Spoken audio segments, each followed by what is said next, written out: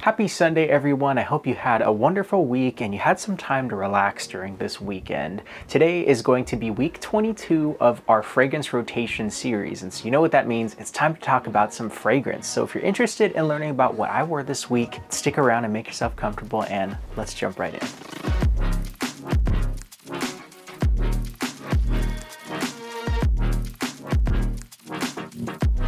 Welcome everyone. I'm Eli with Common Sense and it is so good to have you. Like, my hair's getting so long it's like getting in my mouth. Jeez. But it's so good to have you and let's talk about some fragrances. But before we do that, please let me know down in the comments what you've been rocking on yourself this week. If you picked up any new finds or fragrances, or if you got some stuff on the way or just some hidden gem recommendations, I'd love to hear about it down below. Today we're going to be talking about my week in fragrance. And for Monday, I started off with a really nice office-friendly scent. You can get this one for about $40 or so at Zara. I don't know if they actually still make this one anymore, but I remember this one came out, I think this year.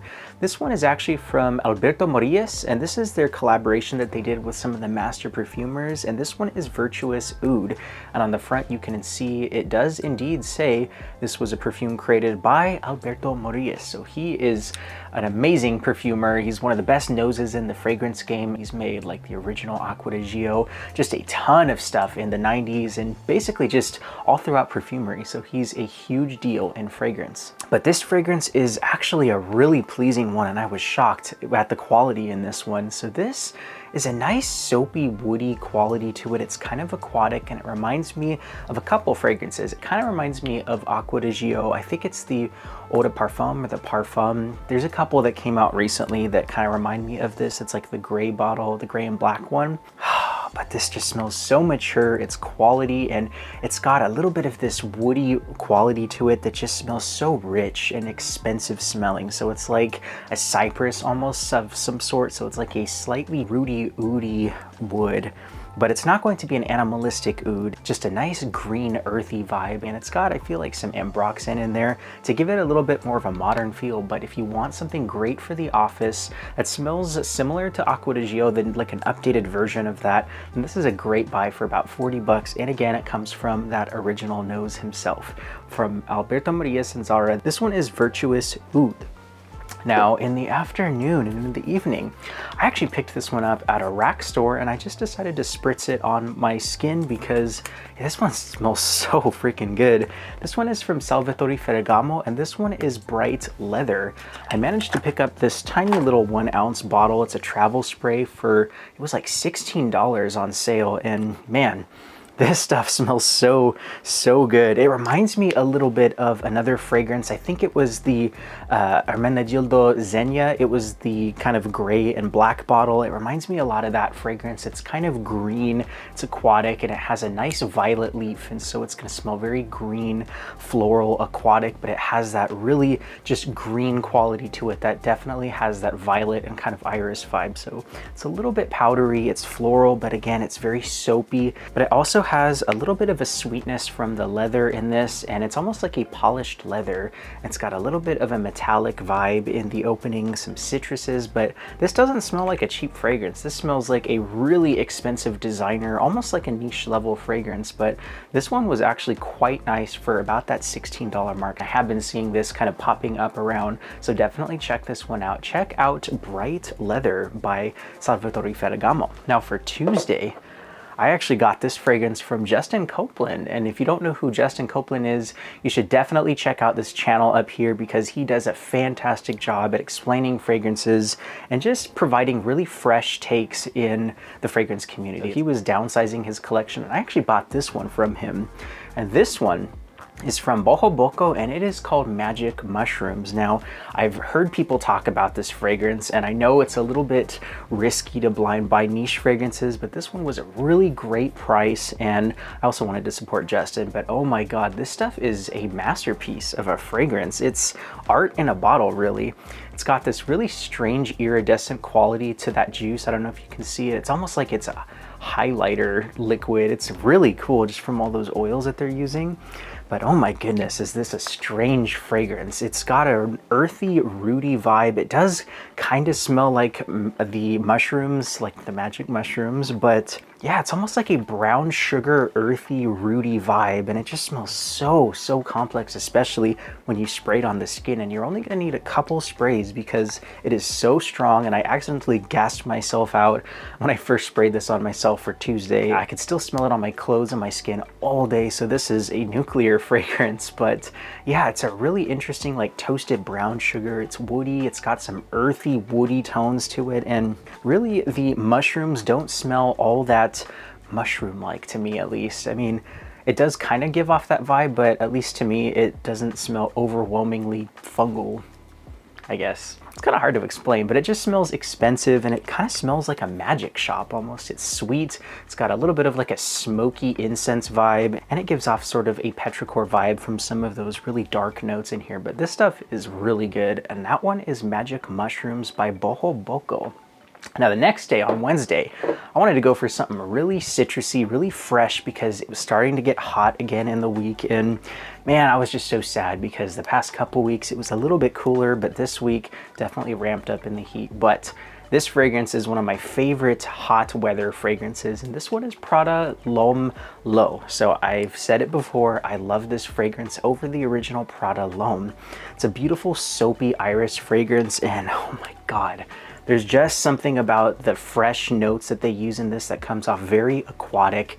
It's soapy, and it really does have a nice relaxing vibe. So it's almost like a lavender iris vibe that's going on in this one. It's a little bit herbal, but it's also aquatic, and it's just very calming and soothing. So if you work in an office or an environment where you're around people and you want to smell clean, this is going to be a perfect fragrance. And I remember I sprayed this on maybe 3 or 4 times, and I smelled it all day. So it is a long lasting fragrance, and it is a beautiful soapy freshy. And Prada, they do their soapy fragrances oh so well, and that one is Prada L'Homme L'Eau. Now for Thursday, this is a fun one. I picked it up because I was comparing it to another Ahmed Al-Maghribi fragrance that I actually just reviewed.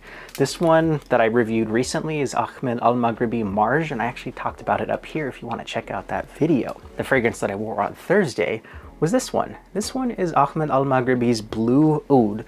Now, they are very similar in the fragrance profile that they are capturing, but they are quite different. This is a really luxurious smelling leather. It almost smells like black new car interior. It's also got like a really interesting fruity accord in here, and I feel like there's more oud, more agarwood in this, just a hint more. So it's like an animalistic leather combined with some earthy woods and a nice juicy fruit in there, like a fruit punch almost. And man, it just smells so good. There's also like some cypress in here, and as you can also see from the back, it's got this beautiful texturing on the back that kind of resembles some of that cypress that they use in this. But my goodness, does this stuff smell expensive, and it's one of my favorite houses for that reason. But this stuff, it's nuclear in the projection. You probably need like 3 or 4 sprays, but I've honestly gotten away with doing 6, and you can still smell it all day and just radiating this huge puff cloud around you that will definitely get you noticed. But this one, if you like fruity fragrances and a nice summer oud, then definitely check this one out. Check out Ahmed Al-Maghribi's Blu Oud. Friday, I decided to pick out an OG niche fragrance for the summer and just kind of hotter weather. This one is Roja Elysium. Now, I do also own the parfum version, the kind of yellow bottle, but man, I love the classic stuff. This is cheaper, and honestly, if you get this, I still think that you're going to be very happy. And there are many fragrances out there that capture this DNA, but I wanted to make a dent in my real bottle. And sometimes there's just something very special about wearing an expensive fragrance, because it tells yourself, hey, I'm worth it. I'm gonna use the expensive stuff. It's like when you have friends and family over, you bring out the nice whiskey, you bring out the expensive cutlery and the expensive things to show the people around you that you care about them. And for this, that's kind of how I feel. I wanted to make myself feel really nice at the end of a week. So for Friday, I went with this one, Roja Elysium. My God, does this smell absolutely fantastic in the heat. If you wear this out in public, it's gonna trail behind you and you're gonna have people turning their heads. I've had many people compliment me at wearing this one, and I got a couple on Friday about it. This is a very nice aquatic vetiver fragrance. There's also some like ambergris in here, and it really does have a nice grapefruit and just juicy citrusy vibe in the opening. So if you like sweet, slightly bitter fruits with some nice vetiver, it's kind of soapy, and also just some really nice green notes in here, this is going to be perfect for the summer. If you want to spend some money on the real stuff and avoid some of the clones, then I still highly recommend getting this one. The compliment factor is off the charts, and that one is Roja Elysium. Now for Saturday, oh boy, this one is also really high in the compliment factor, and that's kind of why I wore it, because it's just a really good blind grab fragrance and it does get noticed. This one is from Michael Malul and Jens Scents, their collaboration, and this one is Terra Nova. So there's a few fragrances that I own that kind of do a twist on that Tiger by Bulgari DNA, and I gotta say, this one, it's one of my favorites. It's not a cheap fragrance. I want to say you can get it for about 110, about $100, but it's still well worth it in my opinion. It's one of the best renditions of that. Now Tarafi Blue is a great fragrance. It does that similar vibe, but for me this smells a tiny bit smoother, and I just like the way that this DNA is blended. It just smells really smooth, kind of velvety, and it has a really nice aquatic vibe. It's also got some really nice grapefruit, some bergamot in the opening, and it's not quite as synthetic as the opening in Tarafi Blue, but this does just smell very soft, musky, and it's got a nice citrusy ambroxan in there. I feel like the sandalwood that they use in this is also really, really nice. I think there's sandalwood, but again, it's just a really creamy, soft, musky, soapy fragrance. And I think for the summer heat, if you're working out in the yard, or if you're doing stuff, washing your car, running errands, or just doing stuff outside where people are going to be around you in the heat, this is great. So yeah, in the office or anywhere, this is a great versatile fragrance. And that one is Terra Nova by Michael Malul and Jens Scents. Now today, earlier, I went to church and I wore this fragrance. I did 3 sprays of this and I can still smell it on my clothes. This stuff is insanely long lasting. This one is Montale's Ristretto Intense Cafe. Now, this is going to be one of the coolest rose fragrances that you can own. It reminds me a lot of Parfums de Marly's Delina. It's very jammy, it's rosy, it's musky, but the thing I love about this fragrance is it has a jammy, syrupy sweetness from the coffee note that they use in this. It's like a syrupy, sweet mocha combined with that beautiful rose and some of those musks, but it just smells super expensive, and it's one of my favorite rose fragrances that I have in my collection. I do want to say that this leans a little bit more feminine than it does unisex, but again, if you're comfortable with these rose and kind of floral fragrances, I definitely encourage you to explore some of them, because they really are some artistic fragrances, and you can get some compliments because you're not going to smell like everybody out there. So a lot of the times, if you wear a more soapy or a more floral fragrance, you know, as a guy, I feel like people aren't going to be expecting you to smell like that. And I feel like in a way you can almost make a better impression on someone, because you're going to stand out. They're going to be like, ooh, I didn't expect that. But I love wearing this one because it's almost like a roasted brown sugar, again, with that candied rose and that beautiful, beautiful cafe mocha vibe. And that one is Montale Ristretto Intense Cafe. And then after church, I actually met up with somebody on Facebook Marketplace, and I bought a few fragrances for an unbelievable price. I actually picked up this discontinued, I believe, fragrance. This is La Nuit de l'Homme L'Intense by Yves Saint Laurent.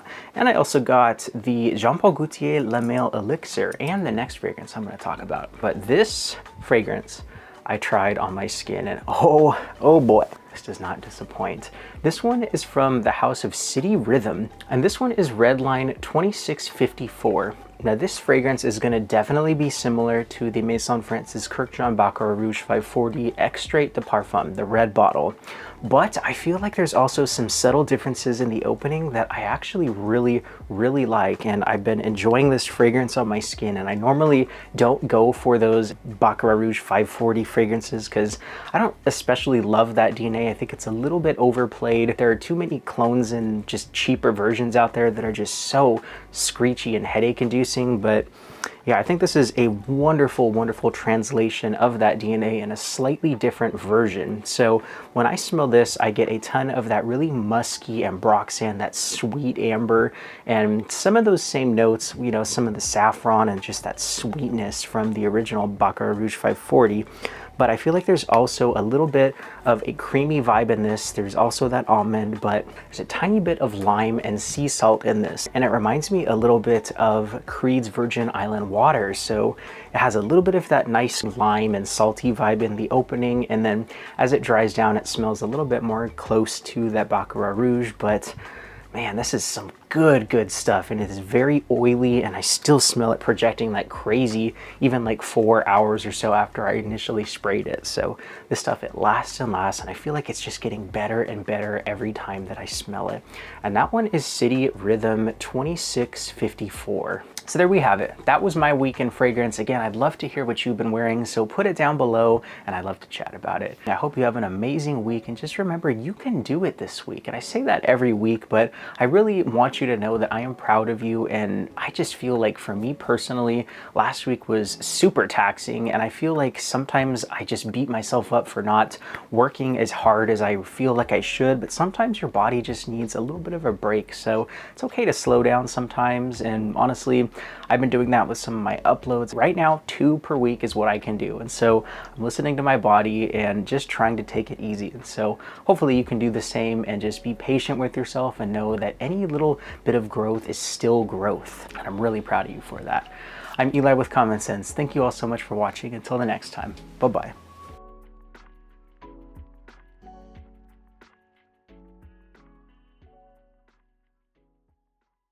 I was fucked up. I mean, I hit rock bottom. Disgusted. I was disgusted then when I did it. I'm disgusted now. You guys should go follow my Instagram. You should go follow it. Just saying.